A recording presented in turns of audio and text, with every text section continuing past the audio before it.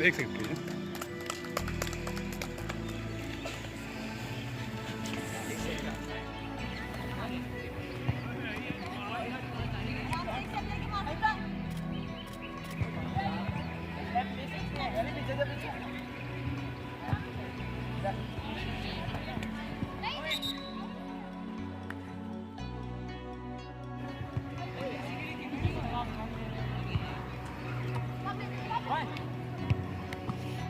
सवाल बहुत इम्पोर्टेंट है।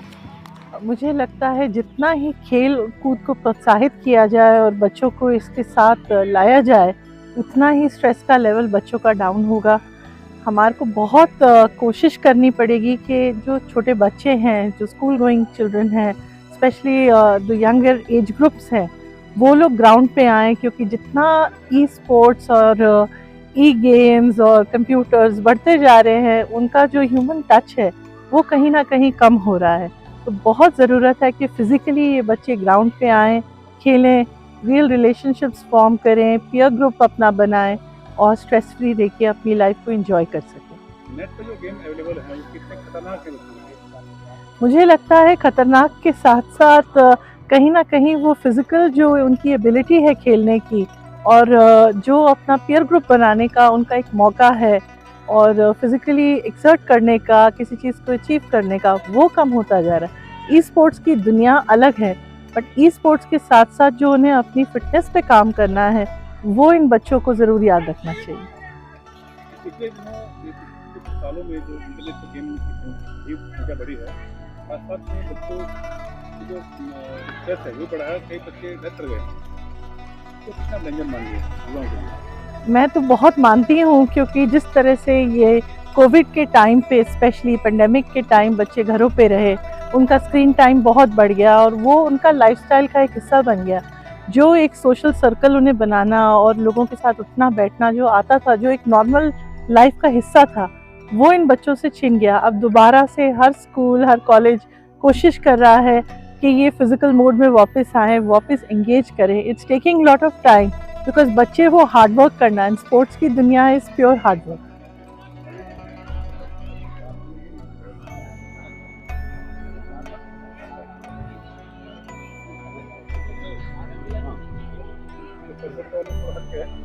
जो गली कुचों में या बहुत ही डाउन लेवल के बच्चे हैं, उनकी ये सब चीज़ अवेलेबल नहीं हो पाती, वो अपना कुछ कैसे? देखिए, मैं ये मानती हूँ कि भारत सरकार ने कहीं ना कहीं कोशिश की है।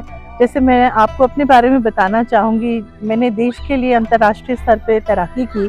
हमारे टाइम पे ये खेलो इंडिया और ये सब इनिशिएटिव्स नहीं थे। तो कहीं ना कहीं खेलो इंडिया के इनिशिएटिव से एक प्लेटफॉर्म है कि बच्चा रूरल सेक्टर में भी है, ट्रेडिशनल स्पोर्ट्स भी कर रहा है, तो वो टैलेंट कहीं ना कहीं टैप हो जाएगा, निकल के आ जाएगा। और इंफ्रास्ट्रक्चर भी है, जो अगर मुझे अपने 90 के एरा से आज को कंपेयर करना है, तो मैं कहूँगी इंफ्रास्ट्रक्चर बहुत इम्प्रूव करा है। और जिस तरह से एक कोशिश करी जा रही है कि गवर्नमेंट स्कूल के बच्चों को भी रिवैम्प करके नई फैसिलिटीज़ दी जाए, तो पहल है, पेस थोड़ी कम है, बट काम हो रहा है। जी, मैं तो ये मानूँगी, अगर इसी नीयत से, साफ नीयत से काम होता रहेगा, तो मुझे लगता है खेलो India is a very big platform. और बात वही है, अच्छी नीयत से रहे और टैलेंट को सही टाइम पे टैप करके आगे तक ले जाया जाए।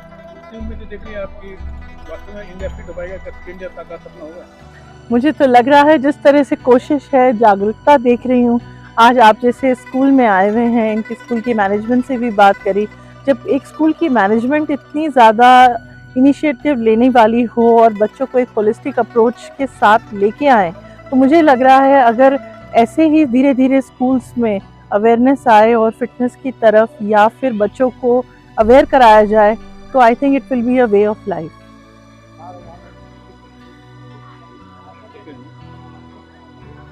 देखिए, ई गेम भी अपने आप में जो एक स्पोर्ट्स का रूप ले रहे हैं, उसको भी काफ़ी बढ़ावा दिया जा रहा है। लेकिन जो हमारे ये आउटडोर गेम्स हैं या वैसे गेम्स जो बच्चे, जिसमें उनकी शारीरिक जो क्षमताएं हैं उनकी टेस्टिंग हो, खेलने का मतलब खाली ये नहीं है कि आप बड़े खिलाड़ी बनेंगे या आप कुछ और चीज़ करेंगे। इसमें आपके सारा जो शारीरिक फ़ायदे हैं, जो आपको बीमारी से भी दूर रखें, आपकी चुस्ती फुर्ती फुर्तीला बनाए, उससे आपका माइंड भी साउंड होता है ना, तो वो बहुत ज़रूरी होता है।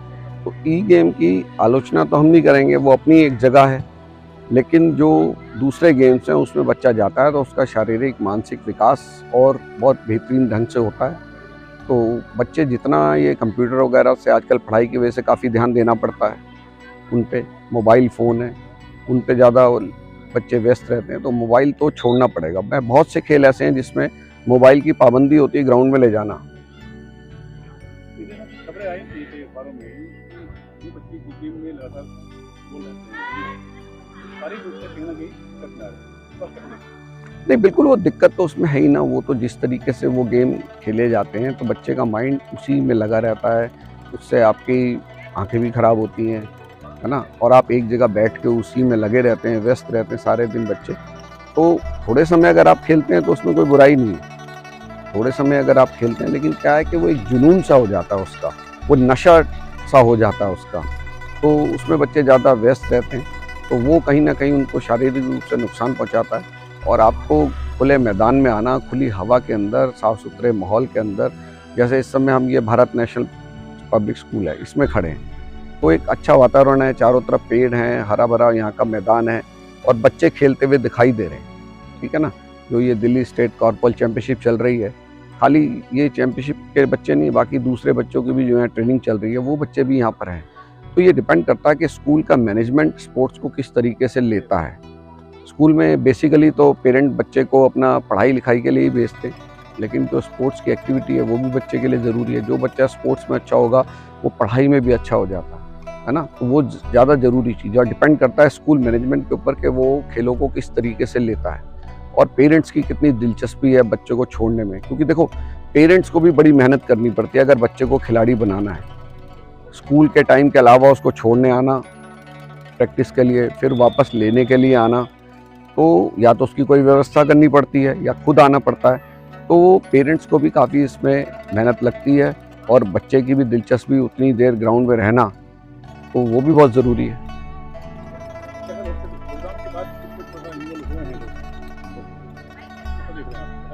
नहीं, देखिए बहुत अच्छा लग रहा है। बहुत लॉकडाउन के अंदर सब लोग ग्राउंड्स भी बंद हो गए थे, तो वो सारी चीज़ें अब खुल गई हैं और अब कोई ऐसी रिस्ट्रिक्शंस भी नहीं है और बच्चे खुल कर आ रहे हैं, खेलों में भाग ले रहे हैं। लेकिन मैं क्योंकि स्कूल कॉलेजेस में जाता हूँ एक पत्रकार होने के नाते, तो मैं देखता हूँ कि बच्चों में 2 साल में काफ़ी पीछे हो गए।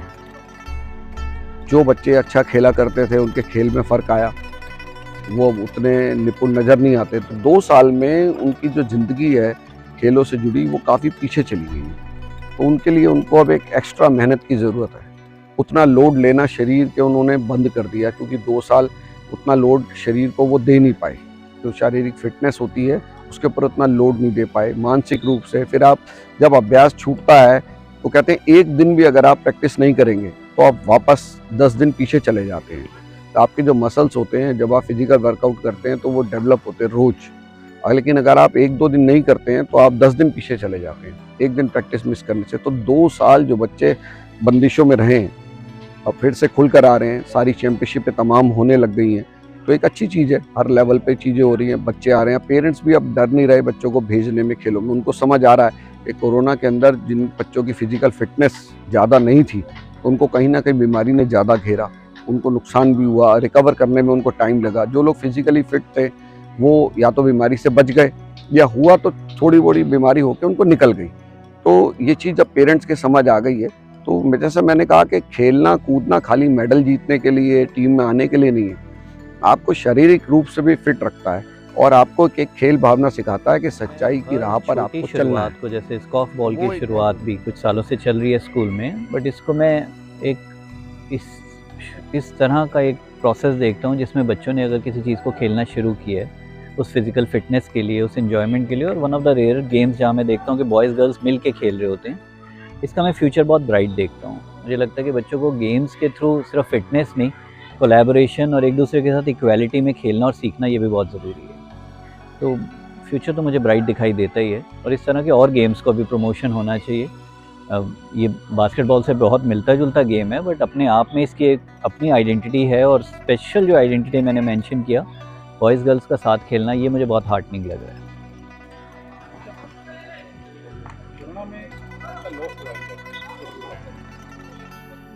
कोरोना में सारी तरफ से ही लॉस हुआ, बट स्पोर्ट्स का एक तरह का ये लॉस तो हुआ कि बच्चों को वो खेलने का वो टाइम, वो ओपन फील्ड और ओपन ग्राउंड्स नहीं मिले। काफ़ी बच्चे घर पे अपने सोशल मीडिया और इसमें फ़ोन्स में बहुत ज़्यादा एंगेज हो गए, पढ़ाई के अलावा बाकी टाइम भी उनका इसमें लगना शुरू हुआ। तो बट उसका रिबाउंड में मैं देख रहा हूँ। अब जैसे पेरेंट्स का इंटरेस्ट है कि बच्चे ओपन फील्ड्स में आएँ, खेलें, हमें वो भी देखने को मिलता है कि वो एक तरह का जो एक्सेस आ गई है सोशल मीडिया का और बच्चे का एंगेजमेंट का सिर्फ गैजेट्स के साथ, उसका भी एक सेंस ऑफ अवेयरनेस बननी शुरू हुई है, क्योंकि उसका इम्पैक्ट बच्चों के टेम्परामेंट और बिहेवियर पे बहुत पड़ा है। तो बच्चों की एनर्जी को चैनलाइज होने के लिए स्पोर्ट्स ग्राउंड में आना, खेलना, और कोरोना के बाद हम देख भी पा रहे हैं कि बच्चे जो स्कूल में तो खेलते ही हैं, बट स्कूल टाइम के बाद भी यहाँ एकेडमी में बहुत बच्चे खेलने आ रहे हैं। तो yes, in a way that was sad कि 2 साल बच्चे बिल्कुल निकल नहीं पाए, बट इसका ये एक पॉजिटिव फैक्टर है कि उस 2 साल ने ये वाली लर्निंग ज़रूर दी है कि स्पोर्ट्स और फिजिकल फिटनेस कितनी ज़रूरी है, इम्यूनिटी के लिए भी, ठीक तरह से जीने के लिए। क्रिकेट की और ध्यान बच्चों का खेलता है। जब क्रिकेट में ऐसे वाली बाकी गेम्स हैं, तो कैसे देखते हैं? ये तो है ही, मतलब सिर्फ क्रिकेट पे फोकस बहुत ज़्यादा है इंडिया में होना, जहाँ बहुत लिमिटेड चांसेस बच्चों के, थोड़ा सा मौका बना है बच्चों का आईपीएल और इन सब चीज़ों की वजह से, बट फिर भी मैं मानता हूँ कि बहुत सारे बेसिक गेम जो फिजिकल फिटनेस के लिए, कोलैबोरेशन के लिए, स्किल बिल्डिंग के लिए इंडिया में ऑलरेडी पॉपुलर थे और रहे हैं हमेशा, उन पे इम्पैक्ट तो पड़ता है, क्योंकि कमर्शियल वैल्यू क्रिकेट की बहुत ज़्यादा ध्यान खींच लेती है। जैसे मुझे ध्यान है बहुत पहले वेस्ट इंडीज़ में क्रिकेट बहुत चलता था, बट जब वॉलीबॉल में, बास्केटबॉल में बच्चों ने जाना, वहाँ के एनबीए में जाने शुरू किया, तो अचानक ही क्रिकेट का लेवल डाउन हो गया। तो तब उनके कमर्शियल रीज़न थे वहाँ पर वो होने के। तो मुझे भी लगता है कि क्रिकेट को सिर्फ ब्लेम करने से नहीं, बट बाकी सारे स्पोर्ट्स को थोड़ा सा कमर्शियल लेवल पे आगे प्रमोट करने में बाकी सब चीज़ों का एक आंसर होगा जो हेल्प कर सकता है।